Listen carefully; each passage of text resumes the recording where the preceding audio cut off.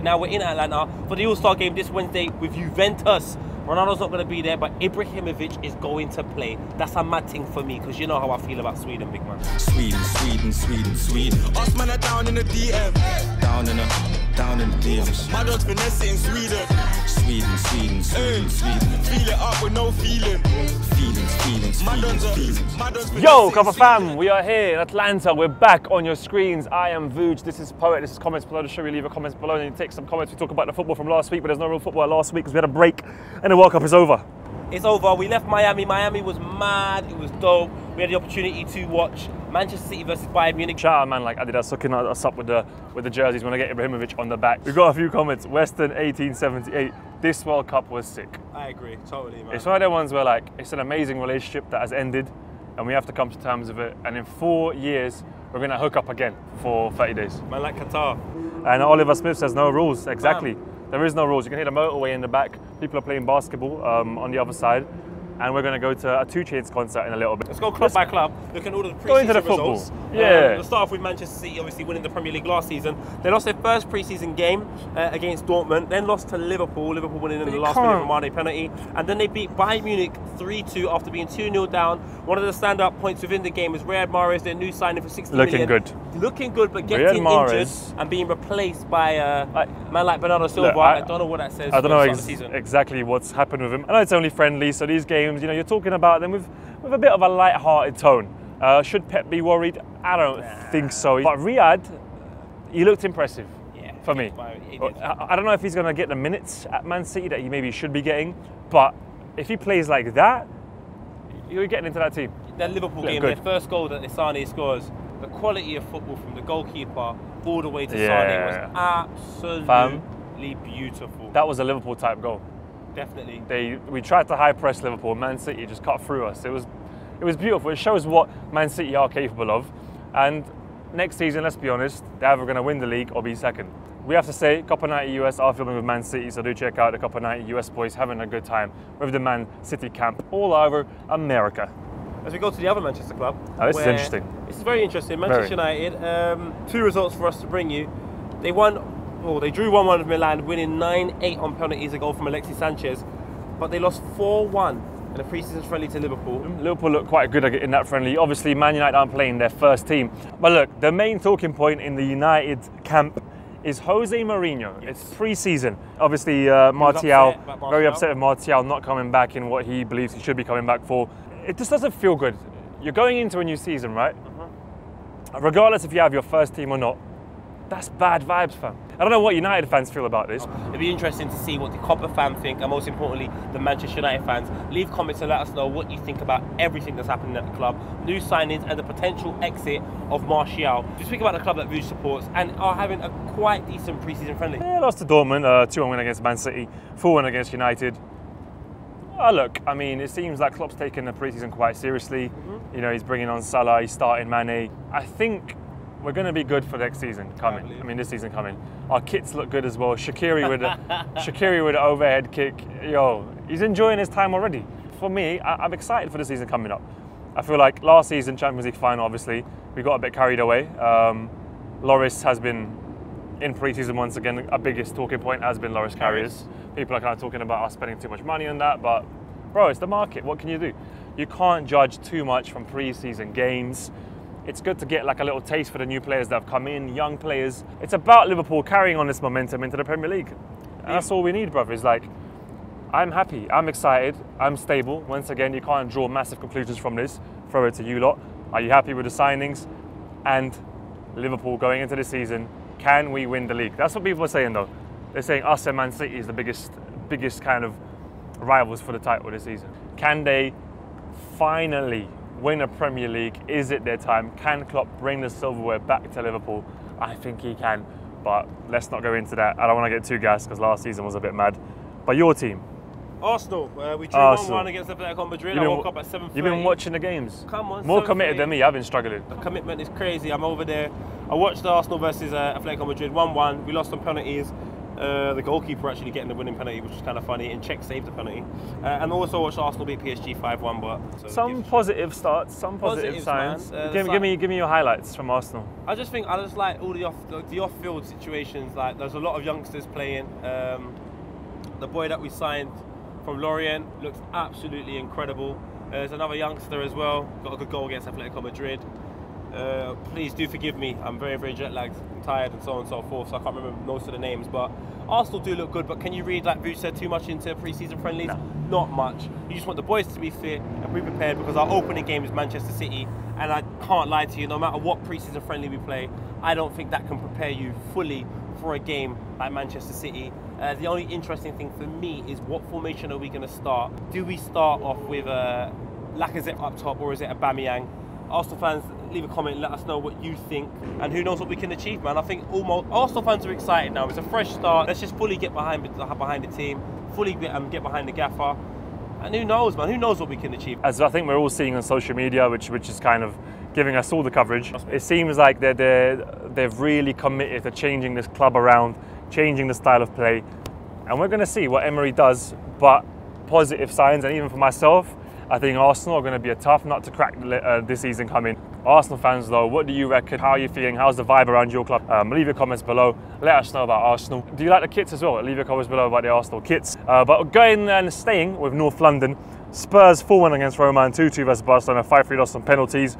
But the main thing here is they haven't signed anyone really. So what are Spurs playing at? Last season they didn't sign anyone until they got, like, I think it was Sanchez and somebody else very, very late on. So the transfer window is not closed yet. As long as they sign someone before the transfer window, I don't think we should worry too much. I think there'll be more activity within the last week of the transfer window. So Spurs fans, as much as I want you to be worried, chill out, couple ice cubes in your fucking cup, and just take it easy, bruv. Man's out here in Atlanta, like the place that designer referenced where he has broads. I got bras in Atlanta. It's funny that we should speak about a lack of signings at Spurs, because now it is time for us to talk about transfers and rumours.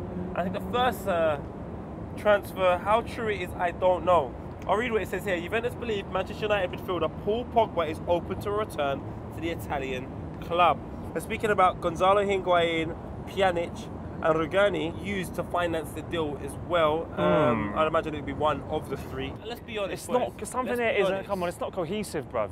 Like, so you Pogba, they don't look happy, pack your bags up, 30 kilograms luggage allowance +1. Go back to Juve.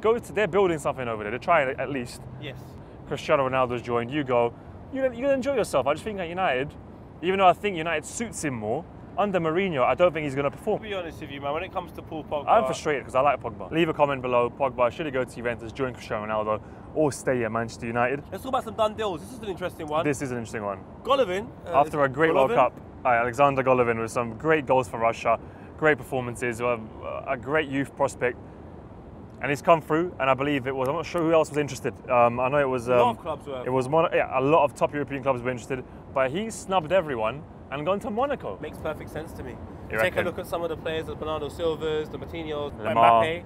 They've got a history of producing good young talent. They've got a history of also allowing players, when they've reached their peak, to move on to a bigger club. It's almost like the place you go to train for a little while, adapt to European football, and then move on. They've still got great players like Falcao there as well. So I think it's a good move for Monaco, and it's a good move from G as well, because I just think he'll be there 2-3 seasons and then move to a top European club. Arrasia. But Malcolm, Bordeaux, Barcelona, 36.5 million. I think that's a great move. Great move. I just don't like the ethics behind it, the agreements that was made. Why with is there Roma. bare controversy with everything these days? Because do you know what, managers Like Roma signed him, said they signed him on Twitter. They come out later, fucking Barca have to apologise. Roma have done it. Bordeaux said that they were going to sell to Roma. How is everything, like with social media, everything has become a mess? Have you noticed? Absolute mess. Everything. Before it'd be like, our little paper said this, that. This is like on Twitter, they announced that he signed. And then he goes to Barcelona the next day. It doesn't make sense. Football's got to bring back the World Cup, fuck it. I know, look, I'm happy I'm doing comments below, I'm happy I'm here in Atlanta, but bring back the World Cup, bro. But look, Malcolm to Barca, are you happy if you're a Barca fan? But in general, a football fan, how do you think that fiasco occurred of him being announced for another club and leaving to another club? How does that even happen? Should that even be able to happen? What the fuck? Anyway, L or a W, leave a comment below. But Fulham are doing bits. Dortmund have sold Andre Schürrle to Fulham, not sold, they've given him on loan. It's a great signing. It just reminds me of them signings, yeah, Where, you know, like, for example, like 2-3 years later in your fucking... Makes no sense. Makes no sense. When I play Championship Manager and I go forward in the future, there's signings that make no sense. Like, yeah. Like, do you know what I mean? Like, David Beckham comes out of retirement. Like, it's all a mad thing. Schürrle going to Fulham makes no sense to me, but it's fantastic business for Fulham. They've got a player that knows West London quite well. He used to play for Chelsea. Most importantly, not only has he got good Premier League experience, good Champions League experience, good international football experience, he's fast, he's direct, he's going to get you goals.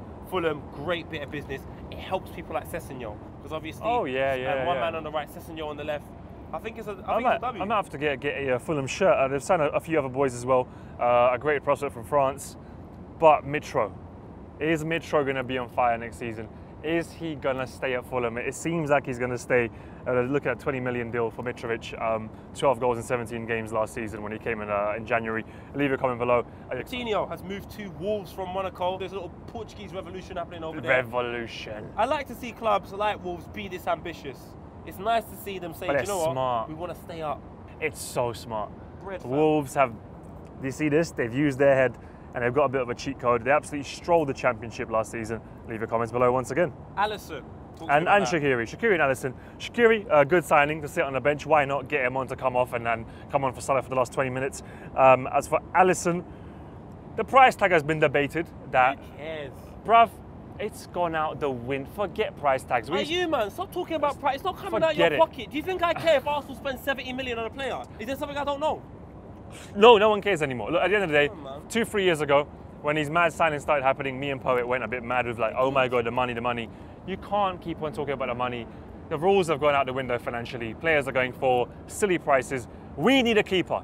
There's not many great keepers on the market. There's not many keepers that will go to Liverpool that are on the market right now in other clubs. Who can we get? There was only one man really, Alisson. And that's it. We had to pay 60 million. He had a great season last season, that's it. Do you know why me and Vuj went mad though? Because we thought it was an unfair, it wasn't an even playing field. Everyone in the Premier League's got bread now, so I don't care. There you go. So I think it's a good signing for us. We needed a keeper, but leave a comment below. Alisson, W or an L, and the same for Jadon Shaqiri. Yarmolenko from Borussia to West Ham. Good signing for West Ham. Getting a bit of cheeky business in from a kind of like underrated players that are going under the radar, that do well internationally, but fair enough. They hit up a Yarmolenko. Mahrez to Man City, we've spoken about him briefly. I think it's a great signing. 60 mils, I'd say 45 for him. Premier League winner though. A Premier League winner, going to Man City, looked great in the pre-season friendlies. Leave your comments below about him. But the biggest one, the biggest signing, Cristiano Ronaldo, Real Madrid to Juve, a £99.2 million signing.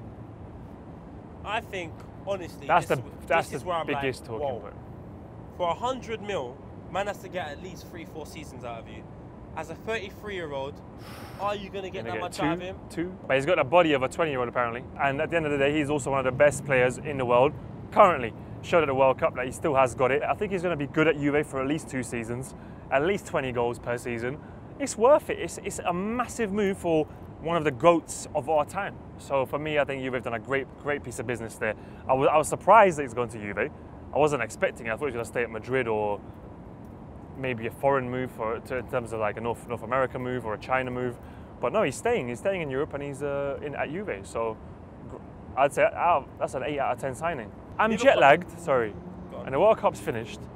I don't know what's been happening. Leave comments, let us know about all the signings that are being made so we can review it here on comments below. As we now move into the part of the show, we review social media, also known as 2-2s this week on social media.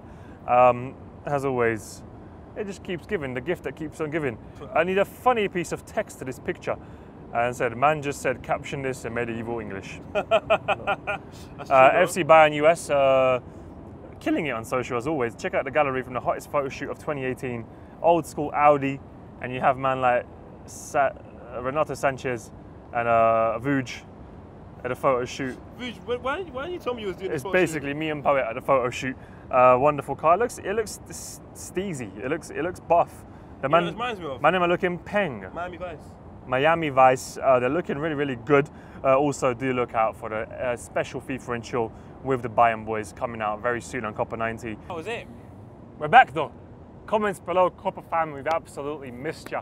The World Cup's over, but the footballing club season is back again. We're here in America, a little mini pre-season tour. Shout out to Addy, we out here. Let's go.